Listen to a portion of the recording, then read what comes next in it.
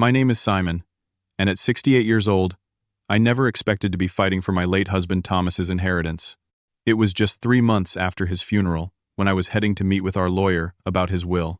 Getting into my car that morning, I had no idea my life was in danger, until a disheveled homeless man came running toward me, waving his arms frantically. What he shouted about my daughter-in-law made my blood run cold. I had no idea that within hours, that leech would be fainting at the very sight of me. Let me know where you're watching from in the comments, and make sure to subscribe to hear how I uncovered a deadly conspiracy right in my own family. Thomas and I shared 40 beautiful years together before his heart finally gave out. We met back in 1983 at a community theater in Chicago. I was working the lights for a production of Our Town, and Thomas was in the audience supporting his niece who had a small role. During the intermission, he approached me to compliment the lighting effects, and we ended up talking until the stage manager had to remind me the second act was about to begin. Thomas was 10 years older than me and already successful in the real estate business. He had a way of making everyone around him feel special, like they were the only person in the room. After our second date, I knew he was the one. His bright blue eyes crinkled at the corners when he laughed, and boy, did that man love to laugh. We moved in together 6 months later, despite raised eyebrows from some family members. Back then, two men sharing a life was considerably more controversial than it is today. But Thomas never cared what others thought. He bought a fixer-upper in a quiet suburban neighborhood, and we spent weekends painting walls and replacing fixtures, turning that house into our home. As Thomas's business grew, so did our dreams. He had a natural talent for spotting properties with potential. And within a decade, Thomas Hammond Developments was managing millions in real estate across 3 states. I continued working as an accountant, eventually taking over the financial side of his business. We were partners in every sense of the word. When our son Michael came into our lives through adoption in 1990, it completed our family in ways we hadn't even realized were missing. Michael was just 6 months old, with curious brown eyes, and a smile that could melt the coldest heart. Thomas was a natural father, patient and loving, while I was the worrier, always checking that Michael was breathing during those first few months. Life settled into a comfortable rhythm. Business trips for Thomas, school events for Michael, family vacations to the coast each summer. We had our challenges, of course. Thomas worked too hard sometimes, and I could be stubborn about the smallest things. But we always found our way back to each other, usually over a glass of wine on our back porch, watching fireflies in the summer evenings. The first signs of Thomas's heart problems started about 5 years ago. Shortness of breath climbing the stairs. Fatigue that seemed out of character for a man who had always been energetic. I nagged him to see a doctor, and the diagnosis was concerning but manageable. Coronary artery disease requiring medication and lifestyle changes. Thomas took the news with his typical optimism, joking that now he had a medical excuse to eat more salmon and less steak. But I saw the fear in his eyes when he thought I wasn't looking. We both knew his father had died of a heart attack at 67, and Thomas was already 73. For the next few years, I became even more protective. I researched heart-healthy recipes and joined him for daily walks. I tracked his medications and made sure he kept every cardiologist appointment. When the occasional chest pain sent us rushing to the emergency room, I would sit beside his hospital bed, gripping his hand while trying to keep my own fear from showing. It was during this time that Michael brought Jessica home to meet us. She was stunning, with dark hair and a smile that seemed to light up her entire face. Michael had met her at a friend's wedding, and they had been dating for just 3 months. I remember how attentive she was, asking Thomas questions about his business and complimenting the house. She seemed genuinely interested in our family photos, asking for stories behind each one. Thomas was polite, but reserved that evening. Later, when we were getting ready for bed, he mentioned something that I should have paid more attention to. "You know, Simon," he said, "something feels off about her. The questions she was asking, they were all about the business, the properties. Not once did she ask Michael about his passions or their future together." I dismissed his concerns, thinking he was just being an overprotective father. Michael seemed happier than had been in years. He had struggled to find direction after college, bouncing between jobs and marketing without finding his niche. With Jessica, he suddenly seemed more confident, more settled. If only I'd listened more carefully to Thomas. If only I'd noticed the calculating look behind Jessica's perfect smile. But hindsight, as they say, is 20/20. And by the time I realized what was happening, Thomas was already gone, leaving me to face a danger neither of us had fully anticipated. Michael had always been a sensitive soul. As a child, he would bring home injured birds and create little splints from popsicle sticks.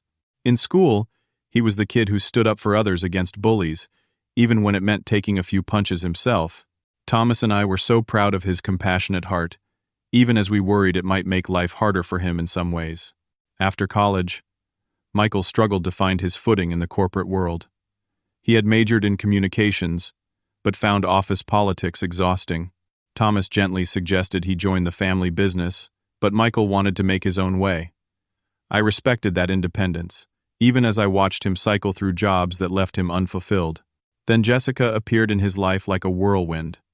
They met at his college roommate's wedding where she was a bridesmaid. According to Michael, they talked all night and exchanged numbers. Within a week, they were inseparable. Just 3 months later, he brought her home to meet us, his eyes following her every movement, like she was the sun, and he was a flower turning toward her light. Jessica was 32 to Michael's 34. With a marketing background she claimed included working with several luxury brands. She had a way of dropping names and references that made her seem well-connected. Every story she told positioned her at the center of something impressive or exclusive. Thomas once whispered to me that she reminded him of a peacock, always displaying her feathers. The wedding planning began just 6 months after they met. Jessica had definite ideas about everything. The venue had to be the Lakeside Gardens, the most expensive in the city. The dress came from a boutique in New York. The guest list grew to 300 people, most of whom were Jessica's business connections that Michael had never met. Thomas and I offered to pay for the wedding, setting a reasonable budget that Jessica promptly ignored. When the bills started coming in at nearly twice what we'd agreed upon, Thomas had a private conversation with Michael. Our son looked embarrassed but defended Jessica. "She deserves her dream wedding, Dad," he said. "I'll pick up the extra costs myself."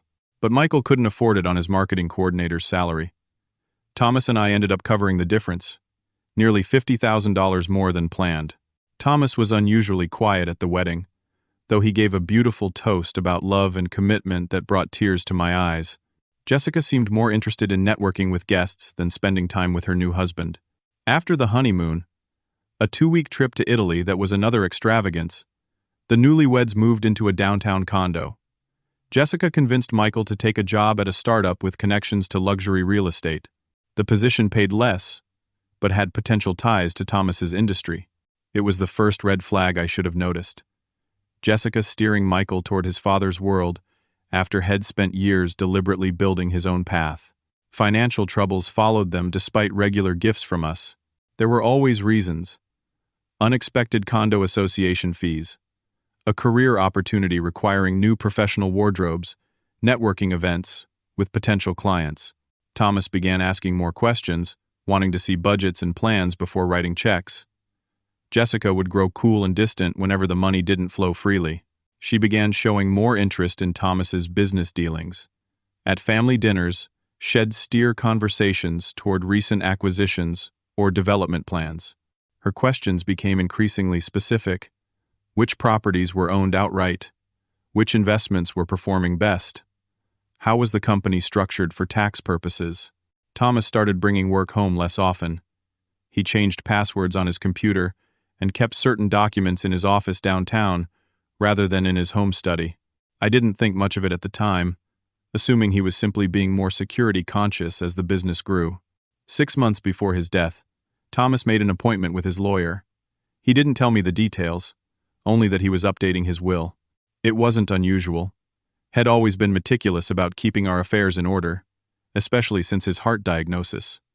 But he seemed preoccupied afterward, spending long evenings in his study reviewing files. One night I brought him tea, and found him staring at old family photos.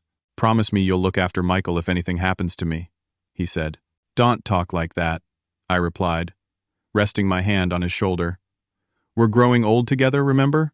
He covered my hand with his. "Just promise me, Simon. And be careful. Not everyone is who they appear to be." A month before Thomas died, we hosted a family dinner. Jessica arrived wearing an expensive new watch, which she made sure everyone noticed. When Thomas complimented it, she laughed and said, "Just practicing for when I can afford the real designer pieces." After dinner, I overheard her and Michael arguing in the guest bathroom. Their voices were low, but intense. "Your father is worth millions," Jessica hissed. "We deserve more than occasional handouts." "They're not handouts," Michael responded, sounding tired. "They're gifts, and Dad has been more than generous." Jessica scoffed. "Generous? He makes us jump through hoops for every penny while sitting on a gold mine. We're family. We should be getting what we deserve." I backed away, not wanting to be caught eavesdropping, but the conversation left me uneasy. Later, I mentioned it to Thomas, who nodded grimly. "I've been watching her, Simon. Taking precautions. If anything happens to me, go straight to Harold. Don't sign anything without him present." I wanted to ask more questions, but Thomas changed the subject, turning the conversation to our upcoming anniversary trip. 3 weeks later, he was gone. A massive heart attack while working late at his office. By the time the security guard found him, it was too late. In my grief, I almost forgot his warnings. Almost. The days after Thomas's funeral passed in a blur of paperwork, condolence calls, and numbness. I would find myself standing in rooms of our home, unable to remember why I had entered. Sleep came in fitful bursts, often ending with me reaching across the bed for a husband who was no longer there. Michael stayed at the house for the first week, sleeping in his old bedroom. Jessica joined him for dinner most evenings, but always had a reason she couldn't stay overnight. Work commitments, a friend in crisis, migraines triggered by the guest room mattress. Her excuses varied, but the result was the same. She kept her distance from the raw grief that filled our home. Harold Brennan, Thomas's lawyer and friend of 30 years, came by 10 days after the funeral. He was a thin man, with wire-rimmed glasses and a perpetually serious expression. We sat in Thomas's study, the room still holding his scent, and Harold explained the initial details of the will. The estate was substantial. Beyond our primary residence, there were 4 commercial properties, 2 vacation homes, investment accounts, and, of course, Thomas Hammond Developments, with its dozens of ongoing projects. The preliminary valuation was just over $20 million. According to Harold, the will specified that I would retain our home and receive lifetime income from the business. Michael would eventually inherit the company, but with a structured transition over 5 years. There was also a significant charitable foundation to be established in Thomas's name. The full details would be finalized at a formal reading in 3 months, after the estate cleared probate. Jessica sat beside Michael during this conversation, her face a mask of sympathy, but her eyes calculating. When Harold mentioned the 5-year transition period, I saw her fingers tighten around Michael's arm. She asked several questions about accelerating the timeline, citing Michael's readiness to step into his father's role. Harold was polite but firm. "The will was very specific about the timeline," he said. Thomas had his reasons. As he was leaving, Harold handed me an envelope. "Thomas asked me to give you this privately," he said quietly. I slipped it into my pocket, waiting until later that night to read it alone. Inside was a handwritten note from my husband. "Simon, my love, if you're reading this, the worst has happened. I'm so sorry to leave you alone. There are things I couldn't put in the official will, things you need to know. Trust Harold completely. Trust no one else until everything's settled. Especially watch Jessica. I've left evidence in the hidden safe. Remember where we spent our first anniversary? That's your clue. I love you always. T." The hidden safe. Thomas had never mentioned a hidden safe. Our first anniversary wed spent in a cabin in Michigan, but what did that have to do with a safe? The mystery gave me something to focus on besides grief, and I found myself examining walls and floorboards when I couldn't sleep. Meanwhile, Jessica began visiting more frequently. She brought meals I didn't eat and suggested changes to the house I didn't want. Each visit included some mention of how overwhelming such a large home must be for me alone. "This place has so many memories," she said during one visit, running her hand along the built-in bookshelves Thomas had installed himself. "But it's a lot of upkeep. Michael and I would be happy to help you find something cozier, something easier to manage." I thanked her for her concern, but said I had no plans to move. The look that flashed across her face was quick, but unmistakable. Frustration. A month after the funeral, I found documents in Michael's briefcase when he left it at the house after Sunday dinner. He had been researching contested wills and grounds for expedited probate. There were handwritten notes in the margins that weren't in my son's handwriting. 2 weeks later, I overheard Jessica on the phone in our garden while I was watering Thomas's roses. "Mr. Levine, we need to move faster on this. The old man isn't budging on the house, and without that equity, we can't make the investment work." "Yes, I understand the legal implications, but there must be ways around the stipulations. My husband is the sole heir, after all." My hand tightened around the garden hose. "Old man? I was 68, yes, but hardly decrepit. And Michael wasn't the sole heir. The will was more complex than that." What investment was she talking about? And who was this Mr. Levine? That evening, I called Harold and shared my concerns. He listened without interrupting, then asked me to come to his office the following day. When I arrived, he closed the door and lowered his voice. "Thomas suspected something like this might happen," he said, removing his glasses and rubbing the bridge of his nose. "He made certain arrangements before his death. Did you find the safe yet?" I admitted I hadn't. Harold nodded and wrote something on a notepad. "The cabin in Michigan. Think about the bedroom. The safe is behind the painting of the lake. The combination is your wedding date." That night, I waited until 3 a.m. before entering Thomas's study. The painting Harold described hung beside the desk, a watercolor of the lake where wed spent our honeymoon. With trembling fingers, I removed it from the wall, revealing a small wall safe. I entered our wedding date, 061583. The safe contained a USB drive, a small recording device, and a folder of documents. I took everything to my bedroom and spent the rest of the night reviewing the contents. What I discovered made me physically ill. Thomas had hired a private investigator to look into Jessica's background. Her real name was Jennifer Blackwood, and she had been involved in 2 previous relationships with wealthy older men. In both cases, the men had died unexpectedly after changing their wills in her favor. While she had never been charged, there were suspicious circumstances surrounding both deaths. There were medical reports, too. Thomas had been having blood tests done privately, separate from his regular cardiac care. The results showed elevated levels of certain compounds consistent with slow, deliberate poisoning. The recordings were the most damning. Somehow, Thomas had captured conversations between Jessica and someone named Alan discussing the need to accelerate his death before he could finalize changes to his will. "We need to up the dosage," Jessica's voice said clearly. "Hess taking too long, and his lawyer is getting suspicious." By dawn, I had a fuller picture of what Thomas had suspected and the danger he had tried to protect me from. I made copies of everything and left one set in a safe deposit box at my bank before calling Harold again. "We need to meet," I told him, "and we need to bring in the police." But the wheels of justice turned slowly, and Harold advised caution. We needed more evidence, more time to build a case. I agreed to wait, though every interaction with Jessica now felt like a performance. Every cup of tea she brought me went down the sink when she wasn't looking. 2 months after Thomas's death, Harold called with news. "There's been a development," he said. "We need to have a formal meeting about the inheritance. Bring all the evidence you've gathered. And Simon, be careful. I have reason to believe they might be getting desperate."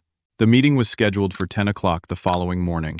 That night, Michael called with unusual questions about what time I'd be leaving, whether I'd be taking any documents with me, which route I planned to drive. His voice sounded strained, and I could hear Jessica whispering in the background. I gave vague answers, and spent the night moving the most crucial evidence to a secure location. By morning, I was exhausted but resolved.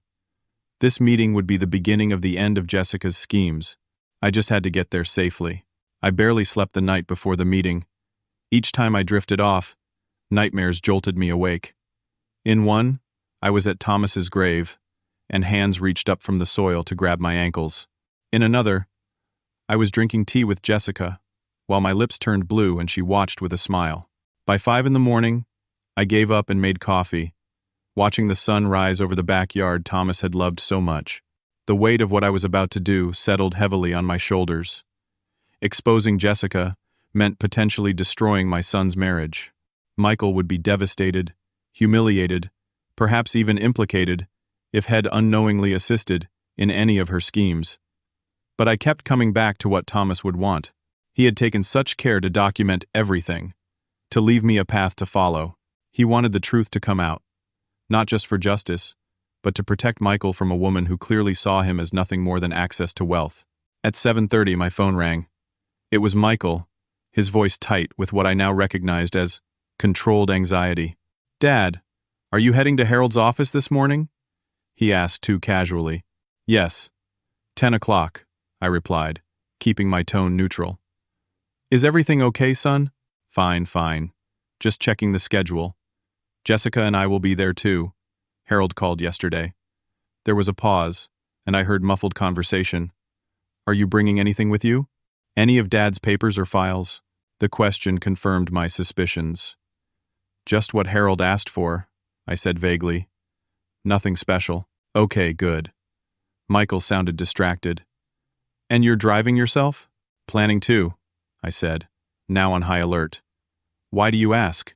"No reason. Traffic might be bad downtown? Text when you're on your way?" After hanging up, I went to Thomas's study and opened the secret safe again. Behind the folders I'd already removed was a small velvet pouch. Inside was a key with a plastic tag, labeled cabin lockbox. I remembered the fishing tackle box that Thomas kept under a floorboard in our Michigan cabin. It had always seemed like an excessive precaution for vacation documents, but now I wondered what else might be inside it. Too late to check now.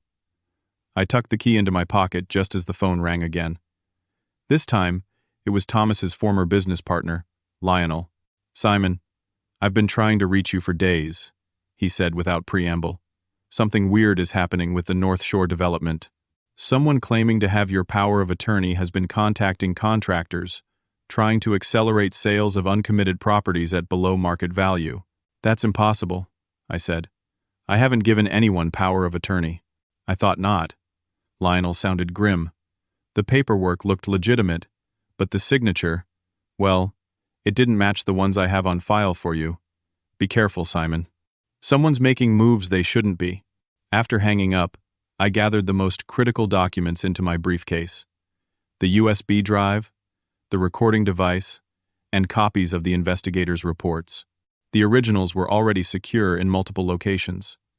Thomas had taught me well about protecting valuable information. As I prepared to leave, I felt an unexpected surge of determination replacing my fear. Jessica had underestimated me. Perhaps she saw only a grieving old man, too consumed by loss to notice her machinations. She didn't realize that 40 years with Thomas Hammond had taught me to recognize predators in expensive clothing. At 9:15, I put on my coat, picked up my briefcase, and headed for the garage. The morning was unusually cold for early spring, the kind of day Thomas would have called character-building weather, as he insisted on our morning walk. I missed him with a physical ache that never seemed to diminish. As I unlocked my car and placed my briefcase on the passenger seat, movement at the end of the driveway caught my attention. A man was running toward me, his clothes tattered and his beard unkempt. My first instinct was caution, possibly fear. In our neighborhood, homeless people were redirected to shelters downtown, not permitted to wander the residential streets. But something about his urgency made me pause instead of closing the car door. He was waving frantically, his eyes wide with alarm. "Stop!" the man shouted, sprinting the last few yards to my car.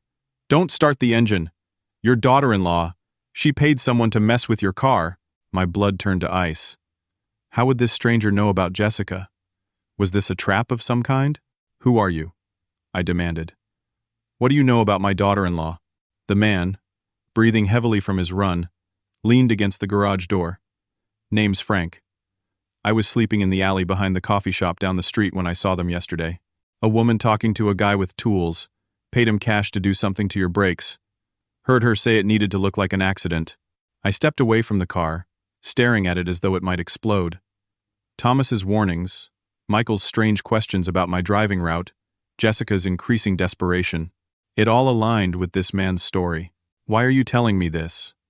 I asked, still cautious. Frank shrugged, looking uncomfortable. "Used to be a mechanic before the drink got me. Recognized what they were planning. Couldn't let it happen. Been watching the house, waiting to warn you. I studied his face, weathered and lined, but with clear eyes that met mine directly. My instincts said to trust him. Thank you, Frank. I need to call the police. Would you be willing to tell them what you saw? Frank hesitated, shifting his weight from one foot to the other. Most homeless people had complicated relationships with law enforcement, I knew. If it helps put her away, yeah. But I can do better than talk. I can show you what they did. He knelt beside the car and pointed underneath. Get down here. I knelt beside him, grimacing at the strain on my knees, and followed his pointing finger. Even to my untrained eye, the problem was obvious. The brake line had been partially cut, a clean incision that would likely cause the brakes to fail catastrophically once the car reached higher speeds. The police arrived 20 minutes later. They documented the damage, took Frank's statement, and advised me to find alternate transportation to my meeting. I called an Uber while the officers were still examining my car, my mind racing.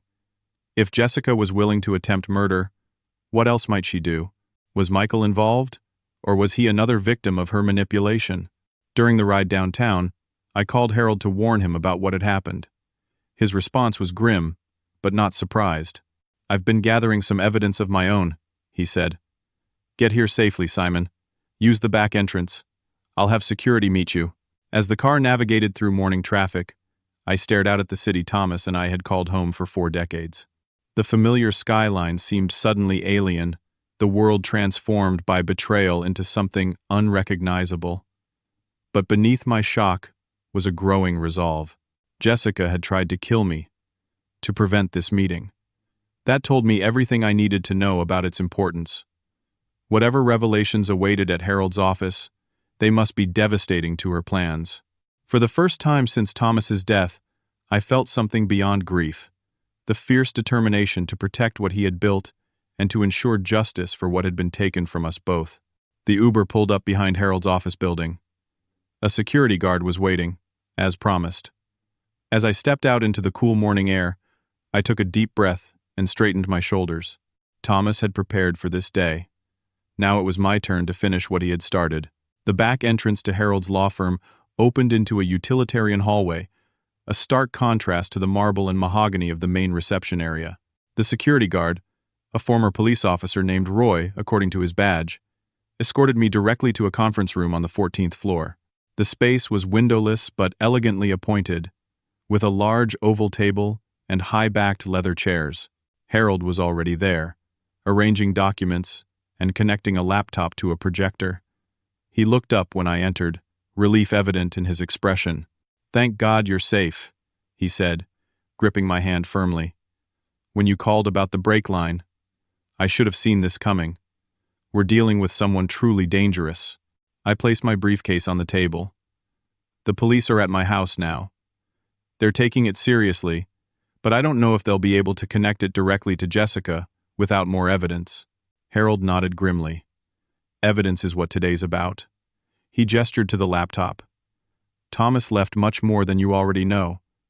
He was thorough, Simon. More thorough than I initially realized." My phone buzzed with a text from Michael. "Running late. Traffic. Be there by 10:30. I showed Harold the message, and he frowned. "Convenient timing. We can use it to our advantage, though. It gives me time to show you everything before they arrive." For the next 20 minutes, Harold revealed the full extent of Thomas's investigation into Jessica. There were surveillance videos taken from hidden cameras in Thomas's home office, showing Jessica searching through his files when everyone thought she was resting with a migraine during a family dinner. There were financial records revealing her previous identity and connections to 2 suspicious deaths in Florida and Arizona. Most damning were the medical records. Thomas suspected he was being poisoned 6 months before his death, Harold explained, pulling up laboratory reports. He began having independent blood tests done and changed his food and medication routines. He would discard food and drinks Jessica prepared and replace his heart medication with identical-looking vitamins when she was watching. The real medication he took in private. I felt physically ill. She was poisoning him while living in our home, accepting our gifts, smiling at family gatherings. Why didn't he go to the police? I asked, my voice barely audible. He was building a case, Harold said. He needed irrefutable evidence. And he was protecting Michael. He wanted to be absolutely certain before destroying his son's marriage. A notification appeared on Harold's phone. He glanced at it and nodded to himself. They're in the lobby now. Are you ready for this, Simon? Was I ready to confront the woman who had murdered my husband and tried to kill me? Who had manipulated and deceived my son? Who had turned the life we had built into a crime scene? I'm ready, I said, straightening in my chair. What exactly is the plan? Harold outlined the strategy quickly. I would say nothing about what I knew initially. Harold would guide the conversation, revealing the evidence piece by piece. Security officers were stationed outside the door in case Jessica became volatile. Most importantly, everything would be recorded as potential evidence for criminal proceedings.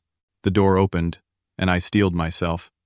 Jessica entered first, immaculately dressed in a navy blue suit, her dark hair pulled back in a sleek ponytail. She wore subtle makeup that emphasized her high cheekbones and full lips. To anyone else, she would have appeared the very picture of professional composure. But I could see the calculation in her eyes as she surveyed the room, the momentary flicker of surprise when she noticed me already seated at the table. Michael followed, looking pale and drawn. He hadn't been sleeping. The shadows under his eyes matched my own. When our eyes met, he quickly looked away, focusing instead on arranging his notepad and pen on the table.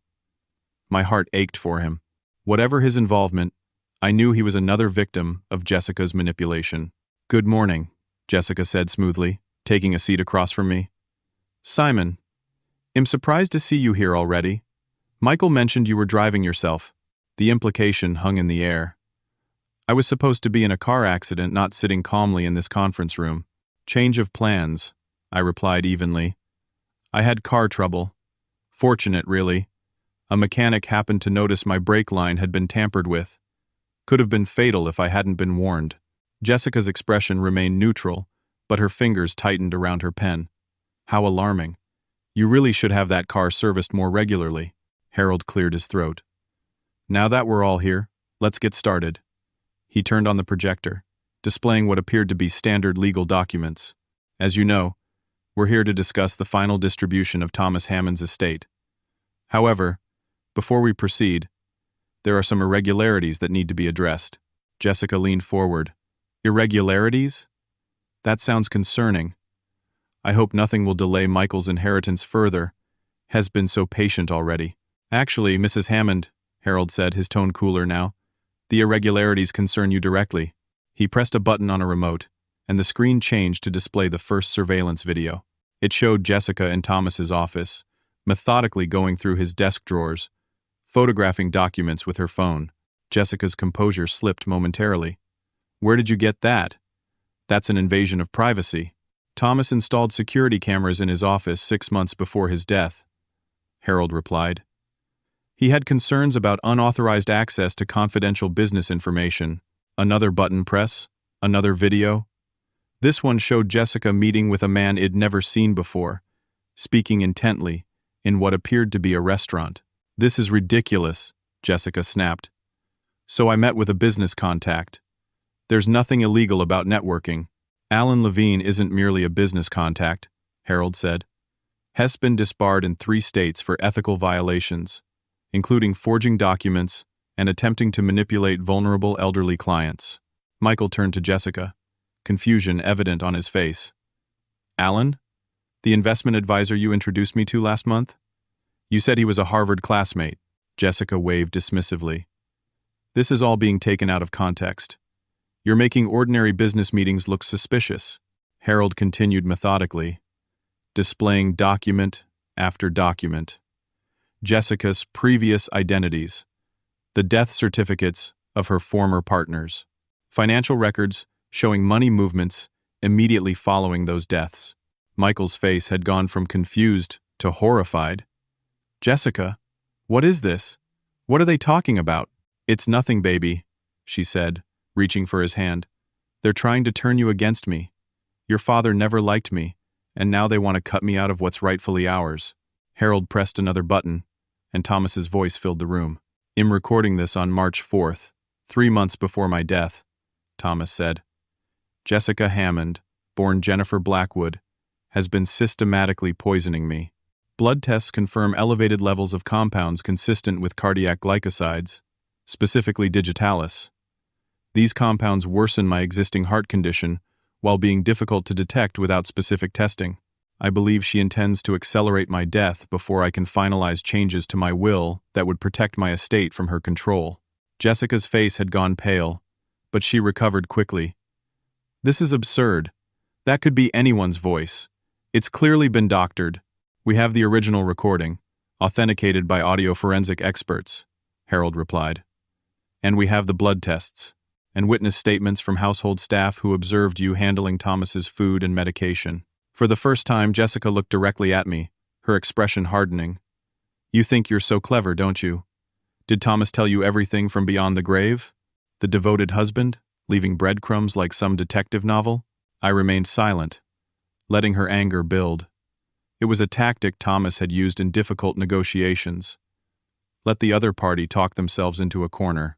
You have nothing, Jessica continued, her voice rising slightly. A few videos that show nothing illegal, some creative storytelling from a dead man with dementia.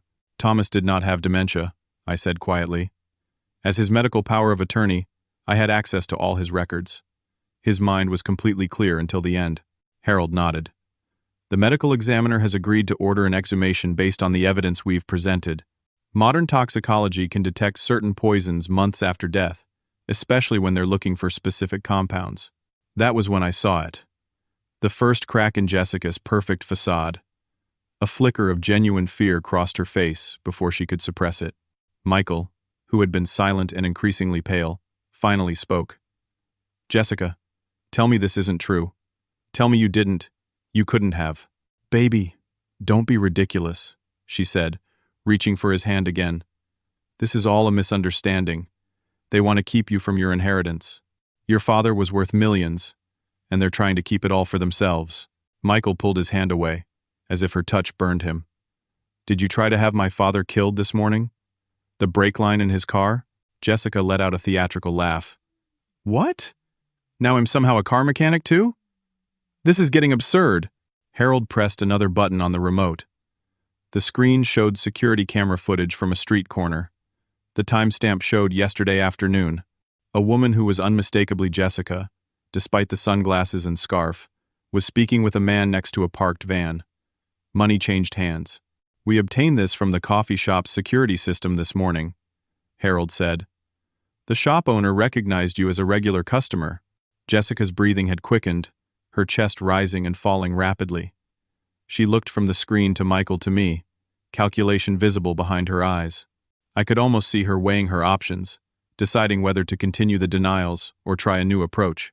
She chose the latter, her expression suddenly softening into vulnerability. Michael, she said, her voice trembling slightly. I was scared. Your father's will was unfair. We would have had to wait years for what should rightfully be ours immediately. I may have spoken to some people about accelerating the process, but I never meant for anyone to get hurt. It was almost convincing. In another circumstance, without the mountain of evidence before us, her performance might have worked. Michael had always responded to her displays of vulnerability, but not this time. He stood up, moving away from her to stand beside my chair. You killed my father, he said, his voice breaking. And you tried to kill my dad this morning. Jessica's eyes hardened again, the mask of vulnerability dropping completely. You ungrateful little boy, she hissed. I gave you a backbone. Before me, you were nothing.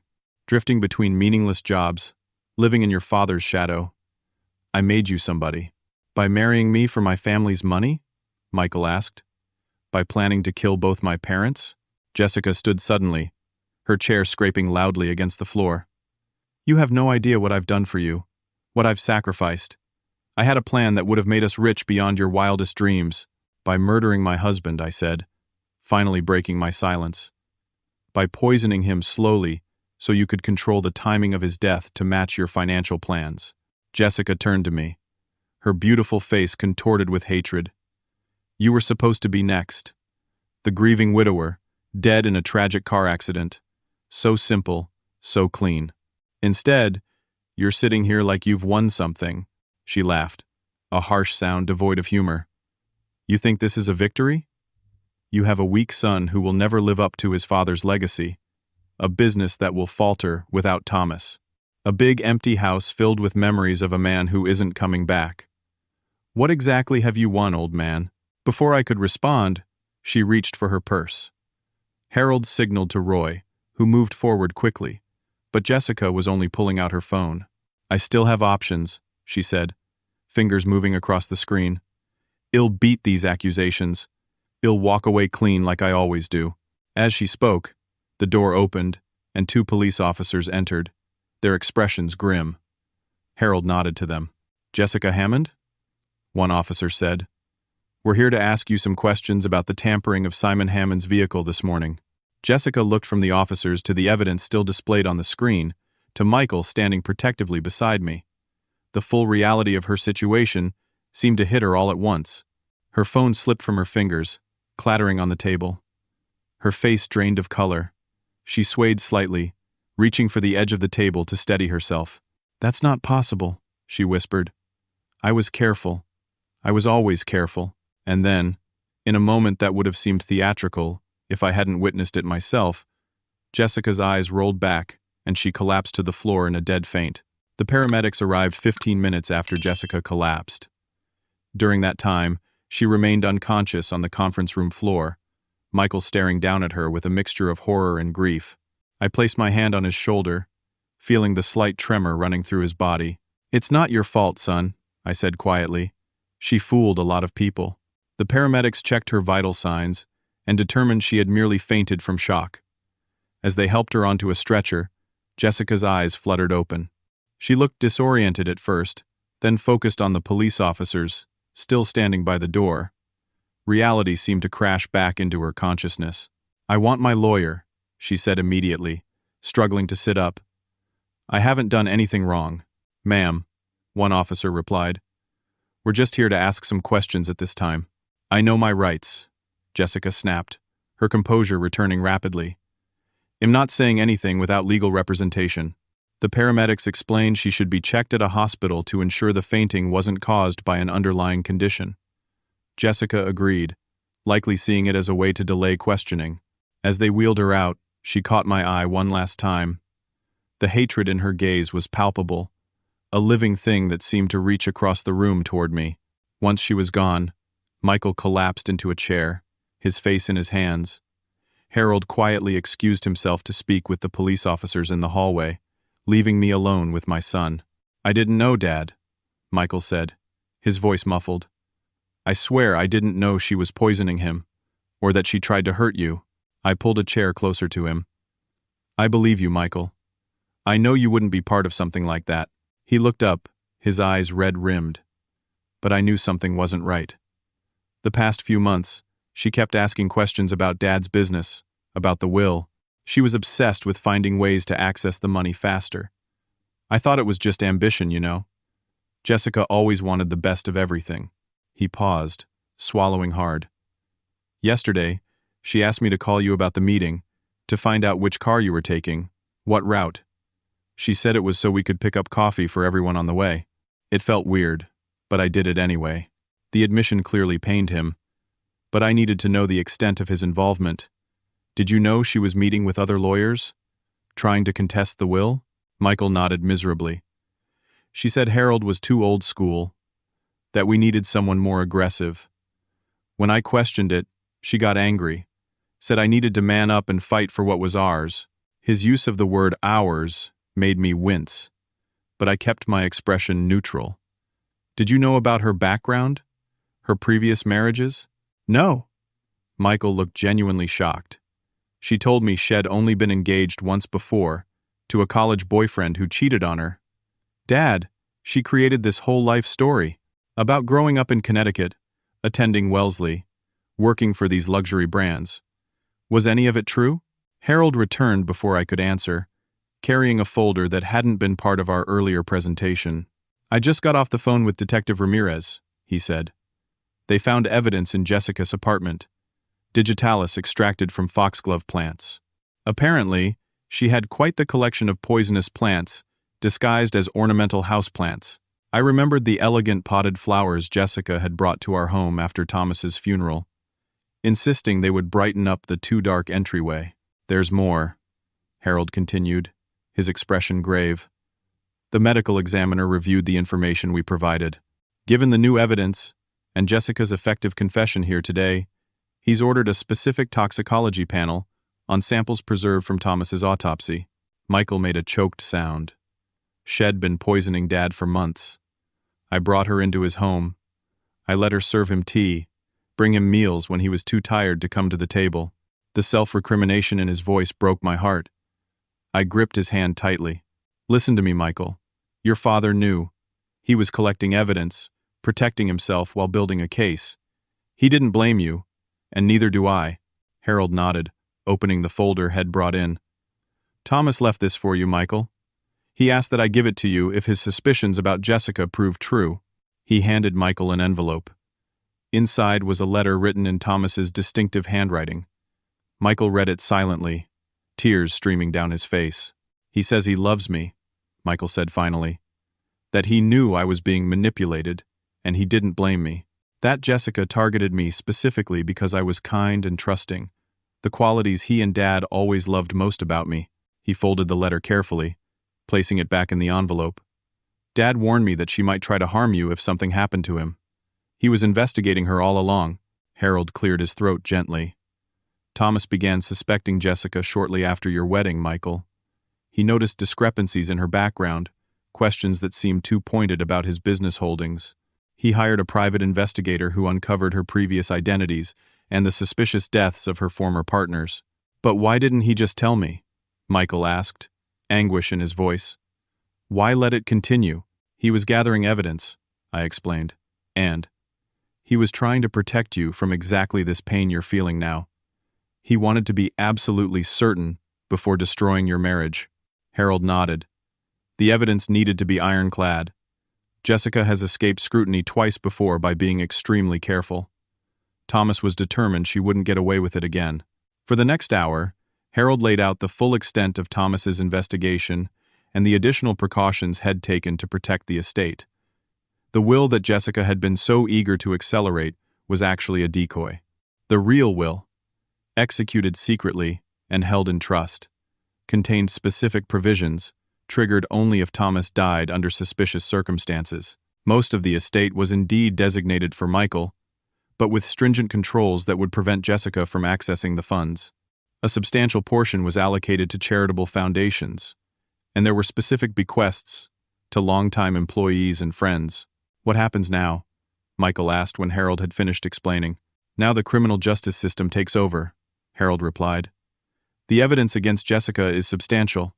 The attempted murder charge for tampering with your father's car will be the easiest to prove, but the homicide investigation into Thomas's death will continue as well." As if on cue, my phone rang. It was Officer Chen, calling to inform me that Jessica was being formally arrested at the hospital.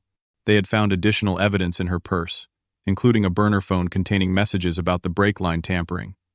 She would be held without bail due to the severity of the charges and her obvious flight risk. After ending the call, I turned to Michael. "She's being arrested. They're charging her with attempted murder for now, with more charges pending the toxicology results." Michael nodded, a strange calm settling over him. "It's what she deserves." "But Dad, what about the homeless man who saved your life? What happens to him?" I'd been so caught up in the confrontation with Jessica that I'd almost forgotten about Frank. When I told Harold about him, the lawyer smiled for the first time that day. "Thomas would have wanted you to help him, Simon. It would be the perfect tribute." As Michael and I left the building, both emotionally exhausted but somehow lighter, I suggested we get lunch before heading back to the house. We needed time together, away from lawyers and evidence and painful revelations. Over sandwiches at Thomas's favorite deli, Michael asked the question I had been waiting for. "How did you know, Dad? How were you so sure it was Jessica when I couldn't see it?" I considered my answer carefully, not wanting to deepen his guilt, but needing to be honest. "I had 40 years with your father, Michael.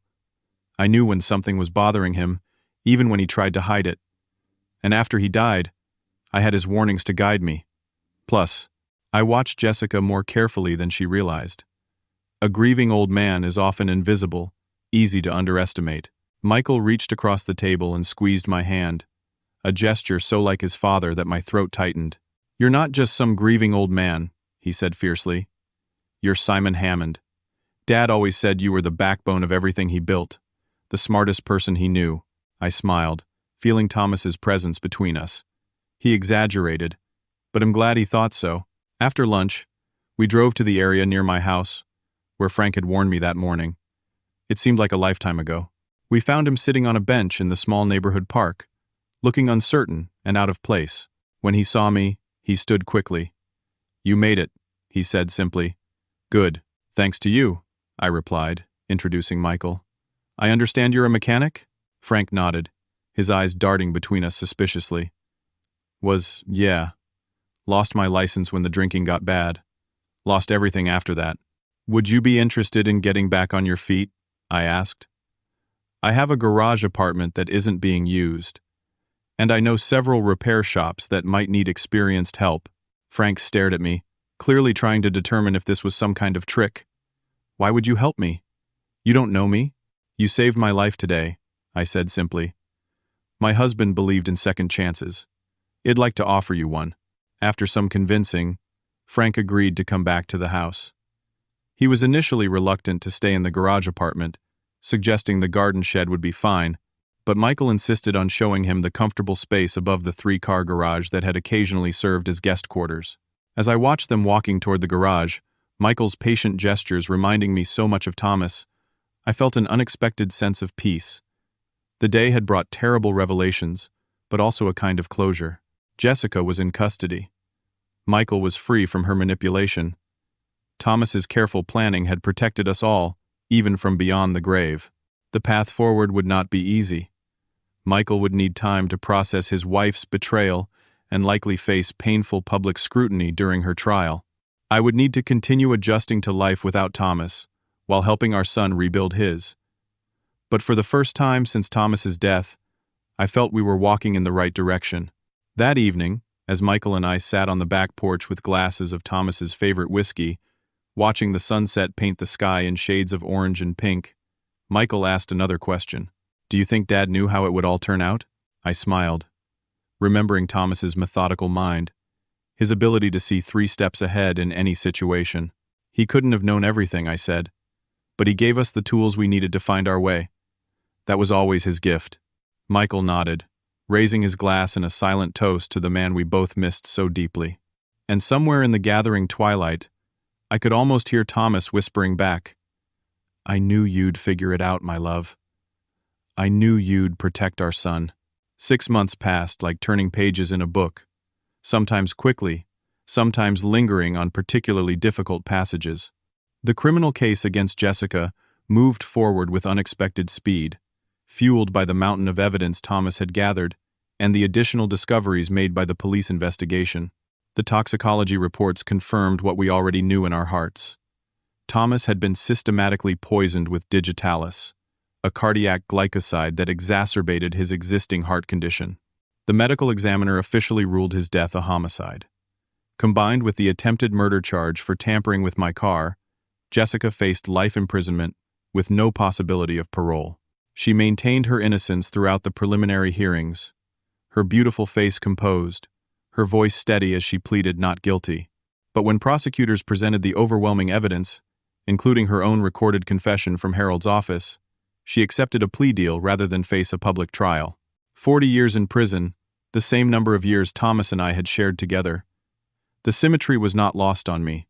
Michael attended every court appearance, sitting beside me with quiet dignity. The media initially painted him as either a co-conspirator or a gullible fool, but as the full story emerged, public opinion shifted toward sympathy. The prosecutors made it clear that Michael had been another victim of Jessica's manipulation, targeted specifically for his connection to Thomas's wealth.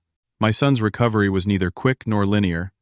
Some days he seemed almost like his old self, helping me organize Thomas's papers or working alongside Frank in the garage. Other days, the weight of his guilt and grief kept him in bed until afternoon, emerging hollow-eyed and silent. I recognized the pattern from my own grief process and gave him the space he needed, while ensuring he knew he wasn't alone. He started seeing a therapist specializing in trauma and betrayal. Dr. Sullivan helped him understand how Jessica had employed classic manipulation tactics, isolating him from friends who might have noticed red flags, exploiting his natural kindness and trust, gradually reshaping his perception until her version of reality became his own. The therapeutic process was painful but necessary, like setting a broken bone so it could heal properly. Frank became an unexpected but welcome fixture in our lives. The garage apartment became his permanent residence, and with Michael's help, he secured part-time work at a local repair shop. 6 months of sobriety had transformed him physically, the trembling hands and weathered appearance giving way to clear eyes and a steadier presence. He attended AA meetings 3 times weekly and often joined us for Sunday dinners, his quiet humor a balm during difficult moments. Thomas's business required attention, and I found myself stepping back into a role I had left years before. With the help of Lionel, Thomas's longtime partner, I reviewed contracts, met with key clients, and ensured the projects Thomas had started would be completed to his exacting standards. It was exhausting but purposeful work that connected me to Thomas in tangible ways. The foundation Thomas had established in his will became another focus. The Thomas Hammond Foundation for Second Chances would provide housing assistance and vocational training for people seeking to rebuild their lives after addiction, incarceration, or domestic violence. Frank agreed to serve on the advisory board, his first-hand experience invaluable in shaping programs that would genuinely help people in similar situations. One cool autumn afternoon, Michael and I sat in Thomas's study, sorting through the last of his personal papers. Most of the business documents had been organized months earlier, but this final box contained more personal items. Birthday cards I had given him over the years, ticket stubs from significant concerts and shows, photographs from trips we had taken together. Michael held up a faded Polaroid from at least 30 years earlier. It showed Thomas and me standing on a beach, our arms around each other, laughing at something now forgotten. "You guys were really happy, weren't you?" Michael asked, his voice soft. "It wasn't just for show." I took the photograph, remembering that day on Lake Michigan, the wind whipping our hair, the simple joy of being together. "We were," I said. "Not every minute of every day, of course. We had our arguments and rough patches, but at the core, there was always respect and genuine care for each other's happiness." Michael nodded, returning to the box of memories. After a moment, he spoke again. "I thought I had that with Jessica. Or, I convinced myself I did. I keep wondering if he'll ever trust my own judgment again." I considered his question carefully. "Your father once told me something that might help. He said trust isn't about never being deceived. It's about knowing you'll survive if you are, and being willing to try again anyway." Michael looked up, his expression thoughtful. He was healing, I realized. The raw wound of Jessica's betrayal was gradually becoming a scar, still visible but no longer bleeding. A knock at the door interrupted our conversation. Frank stood there, wiping his hands on a shop towel. "Car's all set for tomorrow, Simon," he said. "Oil changed, tires rotated. Should be good for the foundation meeting." "Thank you, Frank," I replied, noticing the pride in his bearing that had been absent when we first met. His contribution to our household went far beyond vehicle maintenance. He had become part of the healing fabric of our lives, a daily reminder that good could emerge from even the darkest circumstances. That evening, as Michael prepared dinner, I found myself alone on the back porch, watching the sunset just as Thomas and I had done countless times. The grief still came in waves, sometimes gentle ripples, sometimes crushing tsunamis. But increasingly, the memories brought comfort rather than pain. I heard the porch door open behind me, and turned to see Michael carrying 2 glasses of wine. "Dinner's in the oven," he said, handing me a glass. I thought we could use a moment. We stood in companionable silence, sipping wine and watching the sky change color. After several minutes, Michael spoke. "I met someone," he said hesitantly. "At my therapy group. Her name's Rachel." I waited, letting him continue at his own pace. "She's a high school art teacher.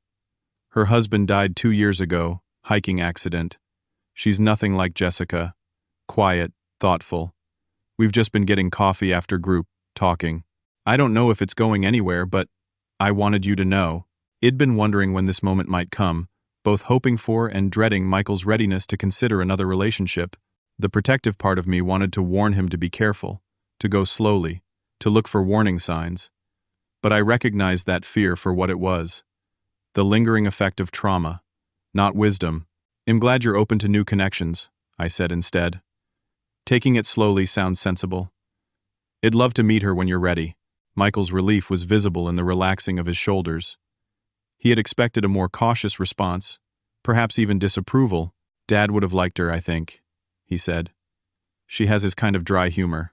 The mention of Thomas in this context, natural and unforced, felt like a small miracle. Michael was integrating his father's memory into his ongoing life, rather than keeping it sealed away in grief. As we finished our wine and headed inside for dinner, I reflected on the journey of the past 6 months. We had all been changed by Jessica's deception and Thomas's death. There was no returning to who we had been before. But perhaps that wasn't necessary, or even desirable. Perhaps the path forward wasn't about erasing the pain, but about building something new that incorporated what we'd learned through surviving it. Later that night, alone in the bedroom I had shared with Thomas for 4 decades, I sat at the small desk where I now wrote in my journal each evening, a practice recommended by my own grief counselor.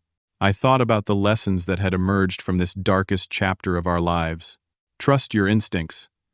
Thomas had sensed something wrong about Jessica from their first meeting.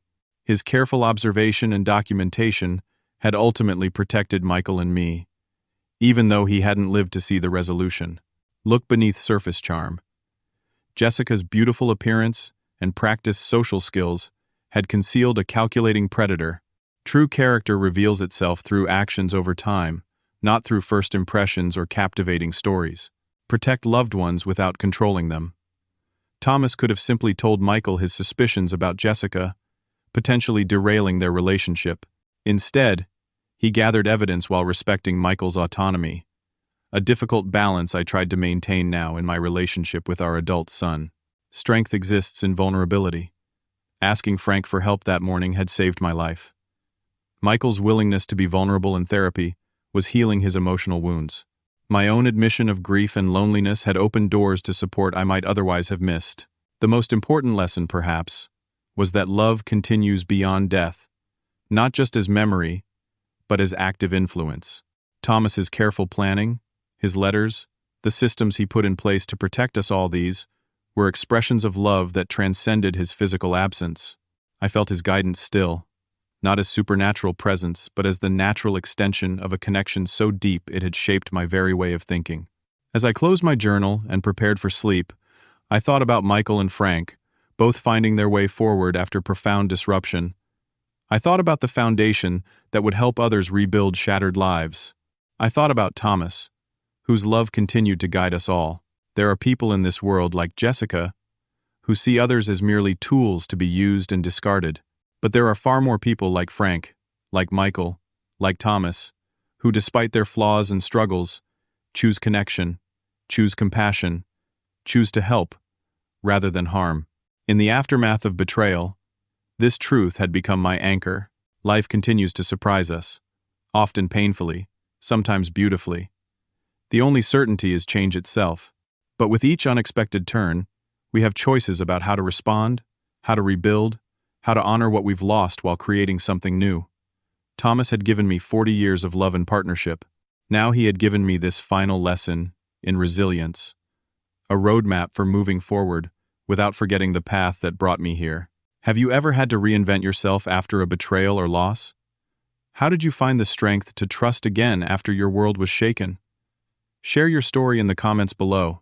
And if this account of our family's journey through deception and healing has touched you in some way, please subscribe and share it with others who might need to hear that surviving betrayal is possible. Even in our darkest moments, unexpected heroes appear, and second chances await those brave enough to reach for them. Thank you for listening to my story. And remember, the most important inheritance isn't money or property, but the wisdom our loved ones leave behind.